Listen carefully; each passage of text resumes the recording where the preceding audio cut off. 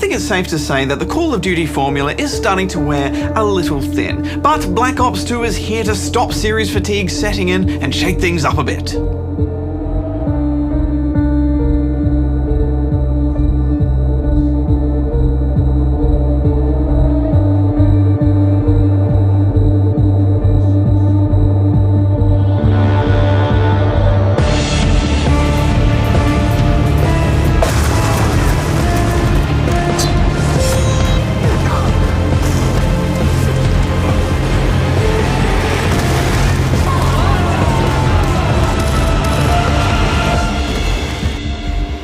Never go back to the army. You promised me. It's Uncle Word, son. He'd do it for me. Let's start off by looking at the campaign, which is quite good. Straight away, you're thrown into a huge battle. Fight, my brother! It's arm-pumping, action-packed stuff from the get-go. But your first enemy comes in the form of hordes of machete-wielding African rebels.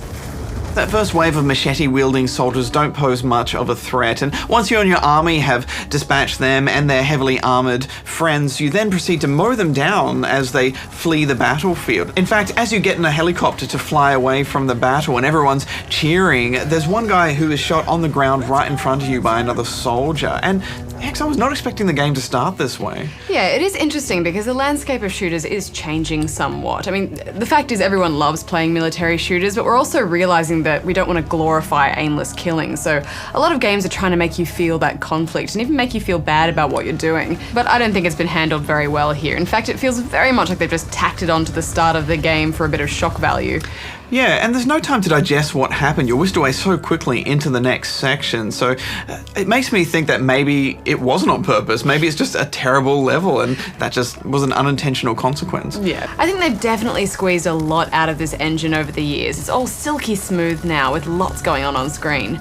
It's still a bit of a mixed bag visually though, isn't it? Some sections look great, like this suction cup level, but then other effects are a bit weak, like these terrible boat explosions. We're coming alongside! But graphics are nothing without gameplay, and you can tell they've really worked hard to try and shake that linear corridor shooter label. Everything from the moment-to-moment action to the story outcomes feels much less linear, and you're even free to customize your loadouts for each mission. You know, I actually enjoyed this campaign a lot more than the previous two CODs because of this. Yeah, me too, and I liked how some mission outcomes aren't set in stone, so you can actually fail some objectives, and those consequences will play out in the story. The storytelling isn't much better than we're used to though. It's lots of different characters and times and jumping about all over the place, the usual sort of stuff. Towards the end it all starts to piece together quite nicely, but even then I was still a little bit, where's it? Oh. It's not around here, boys. And I think what I liked most was that a few points in the campaign you get to make some significant choices. There are also Strike Force missions. Yes, now these are a kind of real-time strategy side mission where you can command a bunch of units from a top-down map or take control of any unit and issue orders from there. We're taking casualties! I like the idea of this, Hex, but I never got my head around the strategy side of things. I'd always just jump into a soldier and gun my way through. Yeah, it is a bit messy. I mean, it feels like you need to be doing lots of micromanagement, selecting individual units and moving them and ordering them to fire. The action gets pretty hectic, so it felt a bit overwhelming at first. Enemy soldiers, take them down. I love future-y stuff in my shooters, Hex, and I thought it all worked quite well here. It wasn't too over the top. There are some solid moments of future tech, like crazy climbing gloves and wingsuits, but it's most noticeable in all the scopes that can highlight enemies or detect invisible guys. Yes, but more than a few of you don't give a crap about the campaign because COD is all about the multiplayer. Okay.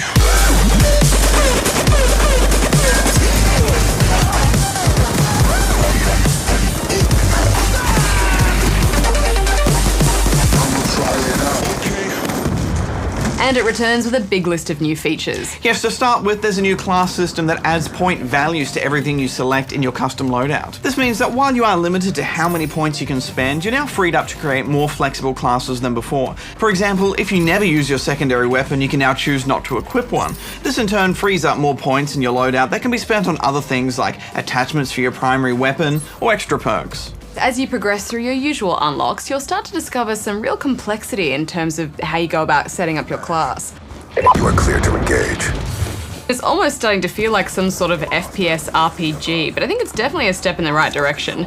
There's also wildcard slots that affect things like number of perks allowed for each tier, or carrying a second primary weapon or piece of lethal equipment.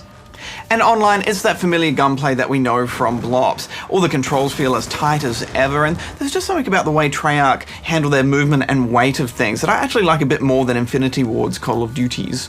The moment you hop into these maps, it just feels like Call of Duty. You know where to go, you get a good sense of where the flanking opportunities are, and there's